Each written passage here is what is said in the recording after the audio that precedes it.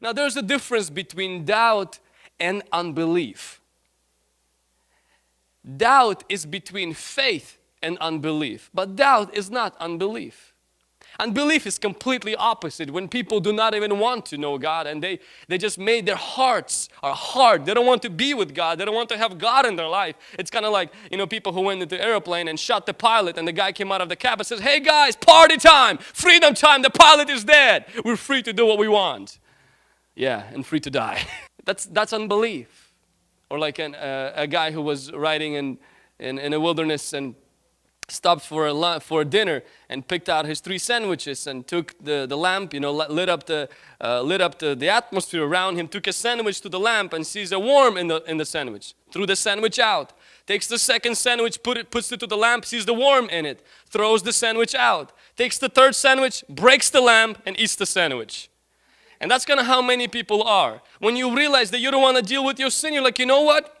I don't believe in this. Not because there's not enough evidence, because it requires me to change. I'll rather live without light so I can live the sandwich kind of life that I want. And so that's what people usually have. Let me give you just the 3 differences between doubt and unbelief. Doubt says, I can't believe because I don't have enough evidence. Unbelief says, I won't believe in spite of evidence. Doubt says, you know what? I need some more evidence. I need some more confirmation. Can you guide me in this? Can you show me? That's doubt. But unbelief says, I don't give a rip about the evidence. I don't care about the miracles. I don't believe in all of this stuff, okay? Even if this will be real, it's still wrong. Why? Because it has to be wrong. All of that demon stuff speaking, it has to be wrong. It's not right. All these miracles, that's just not right. All the resurrection of the dead, no, this is not right. Even if it will happen right in front of your eyes, you will still ignore it. Why? Because your heart is sick. It happened right in front of Pharisees' eyes and they still denied it. Thomas, he doubted. But the moment he saw the evidence, he says, oh my God.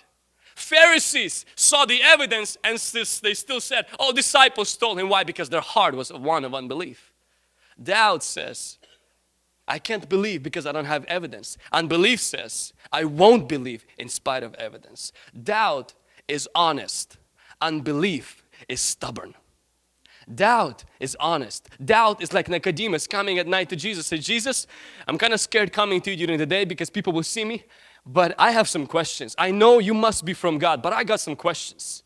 But unbelief is stubborn. It's like Pharaoh.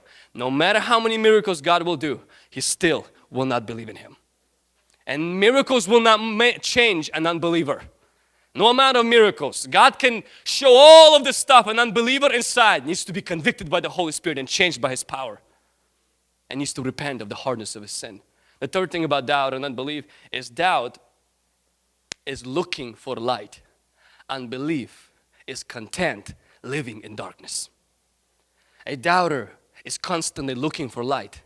A person in unbelief is content living in darkness. A doubter is not someone who is content living in darkness. It's someone who is looking for the light. And I want to challenge you today.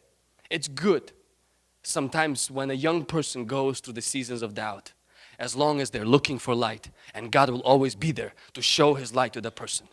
But when a person becomes an unbeliever, when a person becomes hardened in his heart, that's the offense, the heart of God.